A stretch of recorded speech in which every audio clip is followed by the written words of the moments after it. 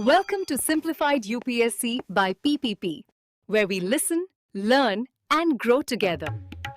Detailed notes in English and Hindi, plus practice questions for prelims and mains, only on our Telegram channel.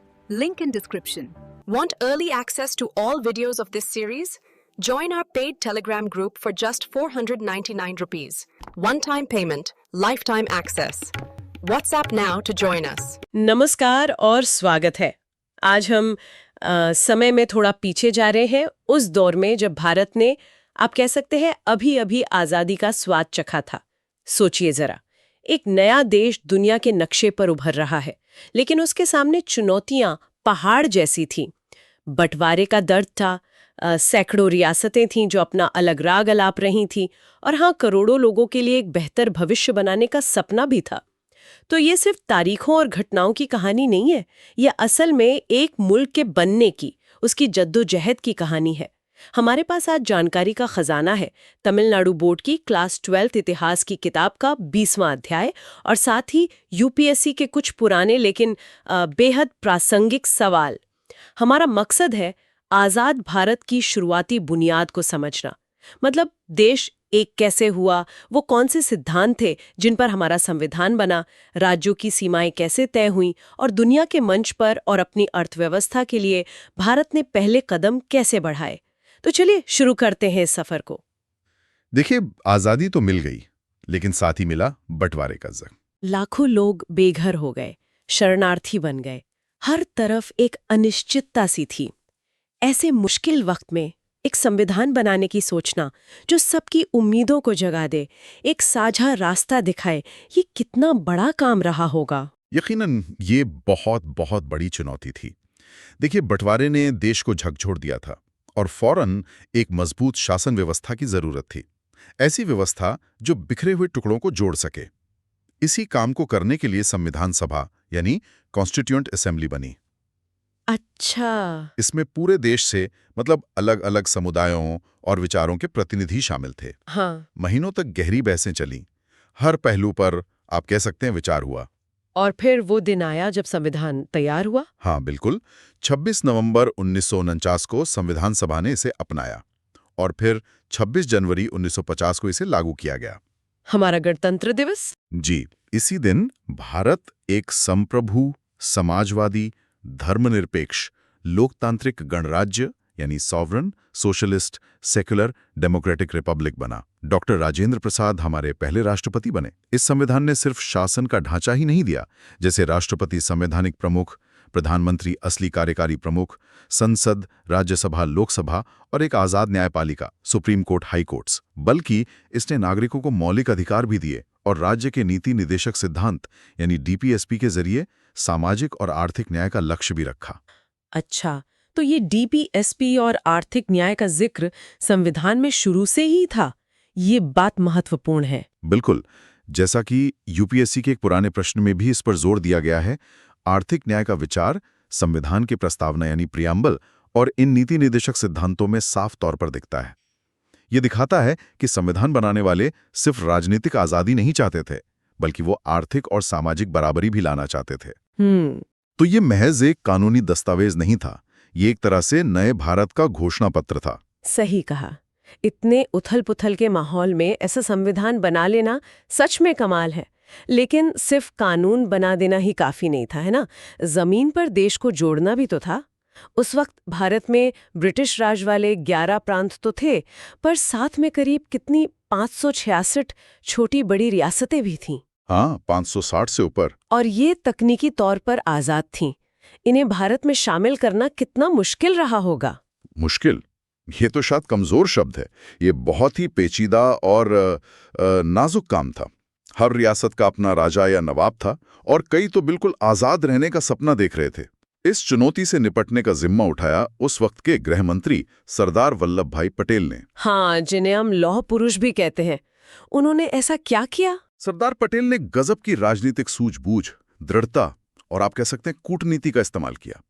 उन्होंने राजाओं नवाबों से देशभक्ति की appeal की, समझाया कि एक मजबूत भारत में ही सबका हित है। ज्यादातर रियासतें मान गईं और उन्होंने 15 अगस्त 1947 तक विलय पत्र यानी इंस्ट्रूमेंट ऑफ एक्सेशन पर दस्तखत कर दिए। अच्छा। इसके तहत उन्होंने रक्षा, विदेश मामले और संचार जैसे अहम विषय भारत सरकार को सौंप दिए। पर सब इतनी आसानी से मान गए क्या? कुछ तो दिक्कतें आई होंगी। हाँ, बिल्कुल। 3 रियासतें ऐसी थी जिन्होंने आनाकानी की, जूनागढ़, हैदराबाद और जम्मू कश्मीर। जूनागढ़ का नवाब पाकिस्तान में शामिल होना चाहता था, लेकिन वहां की ज्यादातर जनता भारत के साथ थी। जब नवाब के फैसले के खिलाफ लोगों ने आवाज उठाई तो भारतीय सेना को दखल देना पड़ा। बाद में वहां जनमत संग्रह हुआ और लोगों ने भारी बहुमत से भारत में शामिल होने का फैसला किया। और हैदराबाद, वो तो काफी बड़ी रियासत थी। बिल्कुल। हैदराबाद का निजाम आजाद रहना चाहता था। बातचीत नाकाम रही और निजाम की निजी सेना थी, रजाकार कहते थे उन्हें, उनकी हिंसा बढ़ने लगी। ओहो। आखिरकार सितंबर 1948 में भारत सरकार ने सैन्य कार्रवाई की, जिसे ऑपरेशन पोलो कहा जाता है। कुछ ही दिनों में निजाम ने हार मान ली और हैदराबाद भारत का हिस्सा बन गया। और कश्मीर का मामला तो आज भी चर्चा में रहता है। वहां क्या हुआ था? जम्मू कश्मीर की स्थिति थोड़ी अलग थी। वहां के राजा हरि सिंह हिंदू थे, जबकि प्रजा का बहुमत मुस्लिम था। उन्होंने शुरू में तो आजाद रहने का फैसला किया, लेकिन अक्टूबर 1947 में पाकिस्तान की शह पर कबायली हमलावरों ने कश्मीर पर धावा बोल दिया। तब राजा हरि सिंह ने भारत से मदद मांगी। प्रधानमंत्री नेहरू ने साफ किया कि मदद तभी मिलेगी जब कश्मीर भारत में शामिल होगा। अच्छा, ये शर्त थी। जी।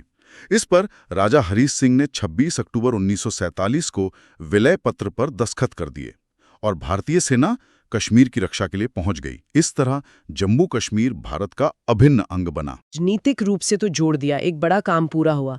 लेकिन क्या इतना ही काफी था?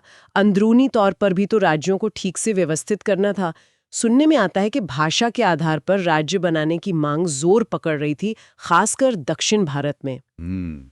ये इतना संवेदनशील क्यों था मामला? देखिए, भाषा सिर्फ बातचीत का जरिया नहीं होती ना, वो लोगों की पहचान, उनकी संस्कृति का अहम हिस्सा होती है। अंग्रेजों ने तो प्रांत अपनी प्रशासनिक सुविधा के हिसाब से बना दिए थे, भाषा का ध्यान नहीं रखा था। हाँ, सही बात है। आजादी के बाद कई भाषाई समूहों को लगा कि भाई उनकी भाषा और संस्कृति तभी फल फूल सकती हैं जब उनका अपना राज्य हो।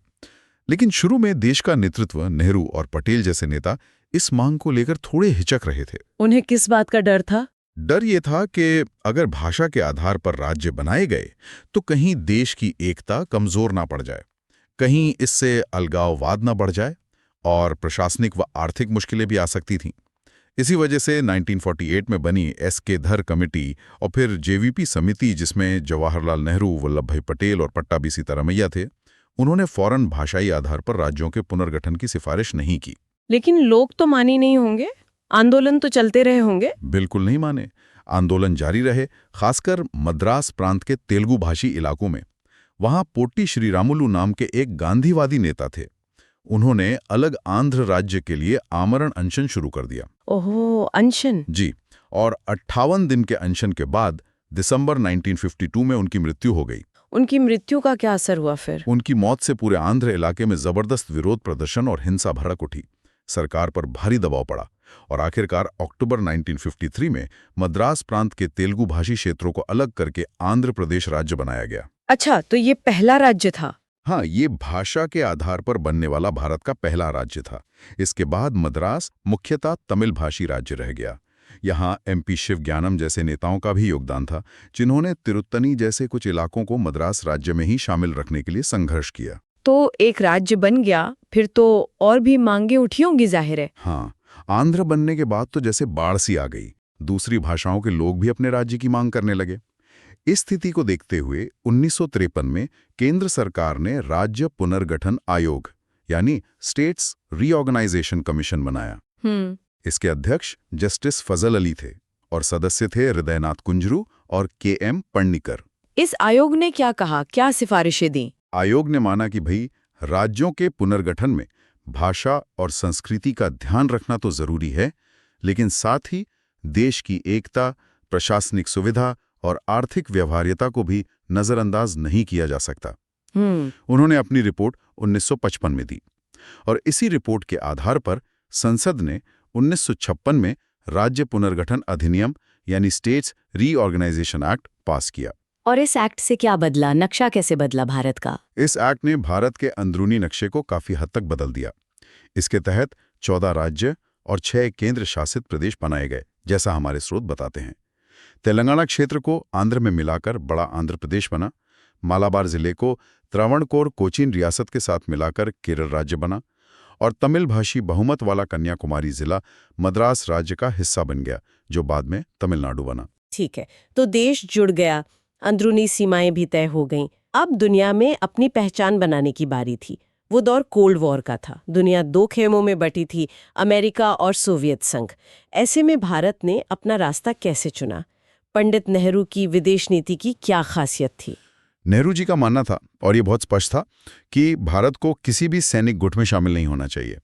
उसे अपनी स्वतंत्र विदेश नीति अपनानी चाहिए। इसी सोच को गुट निरपेक्षता यानी नॉन अलाइनमेंट कहा गया। भारत मिस्र के नासिर, यूगोस्लाविया के टीटो, इंडोनेशिया के सुकर्णो और घाना के नुक्रुमा के साथ मिलकर गुट निरपेक्ष आंदोलन यानी नैम के संस्थापकों में से एक बना। तो गुट निरपेक्षता का मतलब सिर्फ किसी गुट में शामिल न होना था या कुछ और भी था? नहीं, इसका मकसद इससे कहीं बड़ा था। ये सिर्फ गुटों से दूरी नहीं थी, ये एक नए स्वतंत्र राष्ट्र के लिए दुनिया में अपनी शर्तों पर खड़े होने का दावा था।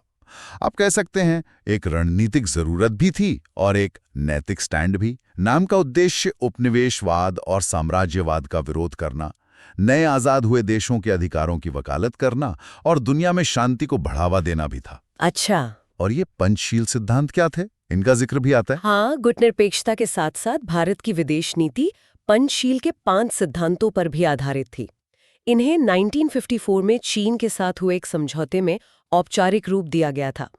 ये सिद्धांत थे: पहला, एक दूसरे की क्षेत्रीय अखंडता और संप्रभुता का सम्मान करना। दूसरा, अनाक्रमण, मतलब एक दूसरे पर हमला न करना। तीसरा, एक दूसरे के अंदरूनी मामलों में दखल न देना। चौथा, बराबरी और आपसी फायदे के लिए काम करना। और 5वां, शांतिपूर्ण सह अस्तित्व। ये सिद्धांत आगे चलकर भारत के कई दूसरे देशों के साथ रिश्तों का आधार बने। दुनिया में भारत की भूमिका और किन तरीकों से सामने आई, मतलब नैम और पंचशील के अलावा? भारत ने राष्ट्रमंडल यानी कॉमनवेल्थ का सदस्य बने रहने का फैसला किया, लेकिन एक गणराज्य के तौर पर ब्रिटेन की महारानी को अपना प्रमुख माने बिना। संयुक्त राष्ट्र यानी यूएन में भारत ने बहुत सक्रिय भूमिका निभाई, खासकर उपनिवेशवाद के खात्मे और रंग भेद के विरोध में आवाज उठाई। हाँ, भारत ने कोरिया, कोंगो जैसी जगहों पर संयुक्त राष्ट्र की शांति सेनाओं में भी अहम योगदान दिया। शीत युद्ध के दौरान भारत ने कोशिश की कि अमेरिका और सोवियत संघ दोनों से ही दोस्ताना रिश्ते रखे जाएं। हालांकि 1971 में जब बांग्लादेश का संकट आया, तब भारत ने सोवियत संघ के साथ एक अहम शांति, मैत्री और सहयोग संधि की। और पड़ोसियों के साथ रिश्तों के लिए कोई खास पहल? हाँ, पड़ोसियों के साथ सहयोग बढ़ाने के लिए भारत ने दक्षिण एशियाई क्षेत्रीय सहयोग संगठन यानी सार्क के गठन में भी अहम भूमिका निभाई। इसके सदस्य देश थे भारत, पाकिस्तान, बांग्लादेश, श्रीलंका, नेपाल, भूटान और मालदीव। मकसद था आर्थिक, सामाजिक और सांस्कृतिक क्षेत्रों में आपसी सहयोग को बढ़ावा देना। विदेश नीति की बात तो हो गई, अब जरा देश के अंदर की एक और बड़ी चुनौती पर आते हैं, अर्थव्यवस्था। आज़ादी के वक्त तो हालत बहुत खराब थी, गरीबी थी, बेरोजगारी थी, खेती का पिछड़ापन, उद्योग धंधे ना के बराबर। इससे कैसे निपटा गया? ये नियोजित अर्थव्यवस्था, मतलब प्लान्ड इकोनॉमी का मॉडल क्यों चुना गया? देखिए, उस समय के नेताओं, खासकर नेहरू जी का मानना था कि भारत जैसे गरीब और पिछड़े देश को सिर्फ बाजार की ताकतों के भरोसे नहीं छोड़ा जा सकता। देश के जो सीमित संसाधन थे, उनका सही इस्तेमाल करने, तेजी से औद्योगिकीकरण करने और गरीबी और असमानता को कम करने के लिए सरकार की तरफ से योजना बनाकर विकास करना जरूरी समझा गया। अच्छा, मतलब एक प्लान के तहत? जी बिल्कुल। इसी सोच के साथ 15 मार्च 1950 को योजना आयोग यानी प्लानिंग कमीशन बनाया गया, जिसके अध्यक्ष प्रधानमंत्री होते थे। इस योजना आयोग का मुख्य काम क्या था? क्या करता था ये? योजना आयोग का काम था देश के संसाधनों का आकलन करना और उनके बेहतर इस्तेमाल के लिए योजनाएं बनाना, खासतौर पर पंचवर्षीय योजनाएं। मुख्य लक्ष्य थे राष्ट्रीय आय और प्रति व्यक्ति आय बढ़ाना, रोजगार के मौके पैदा करना, आय और संपत्ति की असमानता कम करना और एक बराबरी पर आधारित समाज बनाना। और जैसा कि एक यूपीएससी प्रश्न ने भी इशारा किया है, आर्थिक और सामाजिक नियोजन का विषय संविधान की समवर्ती सूची में रखा गया। अच्छा, कॉन्करेंट लिस्ट में? हाँ, यानी इस पर केंद्र और राज्य दोनों कानून बना सकते थे, जो एक तरह से सहकारी संघवाद को दिखाता है। और फिर पंचवर्षीय योजनाएं शुरू हुई, 5 ईयर प्लान्स। हाँ, योजना आयोग ने पंचवर्षीय योजनाएं बनाना शुरू किया। पहली योजना 1951 से 56 का जोर खेती, सिंचाई और ऊर्जा पर था। साथ ही बंटवारे से आए शरणार्थियों को बसाने पर भी ध्यान दिया गया। दूसरी 1956 से 61 और तीसरी 1961 से 66 योजनाओं में प्रोफेसर पीसी महालनोबिस के मॉडल पर चलते हुए भारी उद्योगों पर जोर दिया गया, जैसे स्टील प्लांट, मशीन बनाने के कारखाने वगैरह। चौथी योजना 1969 से 74 का एक अहम नारा था, गरीबी हटाओ, और इसमें आत्मनिर्भरता पर जोर था। बाद की योजनाओं में खेती, रोजगार, गरीबी उन्मूलन, लोगों की बुनियादी जरूरतें पूरी करने और धीरे धीरे अर्थव्यवस्था को खोलने यानी उदारीकरण पर ध्यान दिया गया। एक और बात यूपीएससी के एक प्रश्न से जुड़ी हुई, भारत में घाटे की वित्त व्यवस्था मतलब डेफिसिट फाइनेंसिंग का इस्तेमाल मुख्य रूप से आर्थिक विकास के लिए संसाधन जुटाने के लिए किया गया। योजनाओं की बात हो रही है तो हरित क्रांति का जिक्र भी जरूरी है। इसने तो खाने की कमी की समस्या को काफी हद तक हल कर दिया था, है ना? सही कहा आपने। 1960 के दशक के बीच में भारत खाने के गंभीर संकट से जूझ रहा था। आबादी तेजी से बढ़ रही थी। ऊपर से 1962 और 1965 में युद्ध हुए और लगातार 2 साल सूखा भी पड़ा। हाँ, मुश्किल दौर था वो। जी, इस संकट से निकलने के लिए हरित क्रांति यानी ग्रीन रेवोल्यूशन शुरू की गई। इसमें क्या किया गया कि ज्यादा उपज देने वाले बीज, HYV कहते हैं इन्हें, खासकर गेहूं और चावल के, उनका इस्तेमाल हुआ। रासायनिक खादों और कीटनाशकों का इस्तेमाल बढ़ाया गया और सिंचाई की सुविधाओं का विस्तार किया गया। और नतीजा क्या रहा इसका? नतीजा शानदार रहा। अनाज का उत्पादन कई गुना बढ़ गया। भारत जो पहले अनाज बाहर से मंगाता था वो आत्मनिर्भर बन गया और बाद में तो निर्यातक भी बना। वाह! लेकिन हाँ, इसका एक दूसरा पहलू भी था। इसका फायदा मुख्य रूप से पंजाब, हरियाणा और पश्चिमी उत्तर प्रदेश जैसे सिंचित इलाकों को मिला, जिससे क्षेत्रीय असमानता बढ़ी। विकास के लिए सिर्फ उद्योग और खेती ही नहीं, मुझे लगता है नेहरू विज्ञान और तकनीक पर भी बहुत जोर दे रहे थे। बिल्कुल। नेहरू का विजन था कि आधुनिक भारत का निर्माण विज्ञान और तकनीक की नींव पर ही हो सकता है। उनके नेतृत्व में कई अहम वैज्ञानिक संस्थानों की शुरुआत हुई, जैसे 1947 में ही राष्ट्रीय भौतिक प्रयोगशाला यानी नेशनल फिजिकल लैबोरेटरी बनी। CSIR के तहत देश भर में कई प्रयोगशालाएं खोली गईं। हाँ, CSIR लैब्स। जी। उच्च तकनीकी शिक्षा के लिए IITs की स्थापना हुई। पहला IIT 1952 में खड़गपुर में खुला। 1971 में अलग से विज्ञान और प्रौद्योगिकी विभाग यानी DST बनाया गया। और परमाणु ऊर्जा और अंतरिक्ष के क्षेत्र में भी तो काम शुरू हुआ था उसी दौरान। हाँ, और ये रणनीतिक रूप से बहुत महत्वपूर्ण था। डॉक्टर होमी जे भाभा के नेतृत्व में परमाणु ऊर्जा के शांतिपूर्ण इस्तेमाल पर जोर दिया गया। 1948 में परमाणु ऊर्जा आयोग बना और 1954 में परमाणु ऊर्जा विभाग। भारत का पहला परमाणु रिएक्टर अप्सरा 1956 में ट्रॉम्बे में शुरू हुआ। अच्छा। बार्क जैसे बड़े शोध संस्थान बने। इसी तरह अंतरिक्ष अनुसंधान की नींव भी रखी गई। 1962 में इनकॉस्पार बनी, विक्रम साराभाई की प्रेरणा से। केरल में थुम्बा रॉकेट लॉन्चिंग स्टेशन बना। बाद में इसरो का गठन हुआ। इनसैट जैसे उपग्रहों ने तो संचार और मौसम विज्ञान में क्रांति ला दी। हाँ, वो तो है। तिरुवनंतपुरम में विक्रम साराभाई स्पेस सेंटर, बेंगलोर में इसरो सैटेलाइट सेंटर और श्रीहरिकोटा में लॉन्चिंग केंद्र, ये सब भारत की अंतरिक्ष यात्रा के अहम पड़ाव बने। ये सब भविष्य के भारत के लिए रणनीतिक क्षमताएं विकसित करने के बड़े कदम थे। तो कुल मिलाकर देखें, आज़ादी के फौरन बाद का दौर चुनौतियों से भरा था, यकीनन, लेकिन साथ ही ये उम्मीदों और निर्माण का दौर भी था। एक बिखरे हुए देश को जोड़ना, सबके लिए एक संविधान बनाना, राज्यों को व्यवस्थित करना, दुनिया में अपनी जगह बनाना और करोड़ों लोगों की जिंदगी बेहतर करने के लिए अर्थव्यवस्था की नींव रखना, ये सब एक साथ चल रहा था। कितनी बड़ी बात थी ये। निश्चित रूप से। अगर हम आज की चर्चा से कुछ खास बातें या शब्द याद रखना चाहें तो वो होंगे प्रीलिम्स पॉइंटर्स। पहला, विलय पत्र यानी इंस्ट्रूमेंट ऑफ असेशन, जिससे रियासतें भारत में शामिल हुई। दूसरा, राज्य पुनर्गठन अधिनियम 1956, जिसने राज्यों का भाषाई आधार पर पुनर्गठन किया।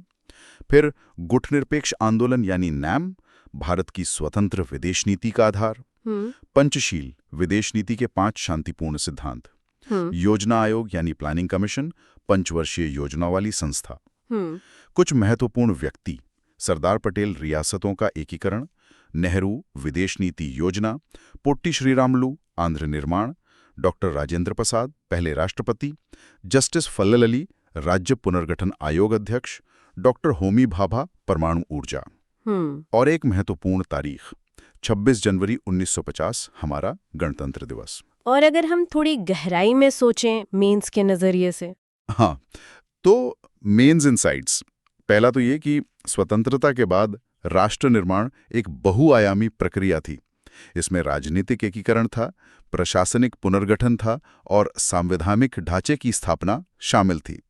ये सब एक साथ हुआ। सही। दूसरा, रियासतों का एकीकरण और राज्यों का पुनर्गठन सिर्फ सीमाएं खींचना नहीं था। ये भारत की विविधता को, मतलब डाइवर्सिटी को समायोजित करने और एक एकीकृत राष्ट्रीय पहचान बनाने की कोशिश थी। इसमें चुनौतियां भी थीं और सफलताएं भी मिली। तीसरा, नेहरू की गुटनिरपेक्षता और पंचशील पर आधारित विदेश नीति ने शीत युद्ध की दुनिया में भारत को एक स्वतंत्र आवाज दी, जबकि नियोजित अर्थव्यवस्था ने अपनी कमियों के बावजूद भारत के शुरुआती औद्योगिक और कृषि विकास की नींव रखी। और आखिर में विज्ञान और प्रौद्योगिकी पर जो शुरुआती जोर दिया गया, उसने भविष्य में भारत को रणनीतिक क्षेत्रों में आत्मनिर्भर बनाने का मार्ग प्रशस्त किया। बिल्कुल। तो आज की ये गहरी पड़ताल यहीं समाप्त होती है। जाते जाते एक सवाल आपके सोचने के लिए छोड़ जाते हैं। आजादी के बाद भारत ने जिन चुनौतियों का सामना किया और जो रास्ते चुने, चाहे वो रियासतों को जोड़ने का तरीका हो, भाषा के आधार पर राज्य बनाना हो, गुटनिरपेक्षता की नीति हो या योजनाबद्ध विकास का मॉडल, उनका असर आज के भारत पर कितना और किस रूप में दिखाई देता है, इस पर विचार जरूर कीजिएगा। अगली बार फिर मिलेंगे किसी और विषय की गहराई में उतरने के लिए। धन्यवाद। Thanks for watching. Follow us on Telegram and Instagram. Don't forget to like, share, and subscribe.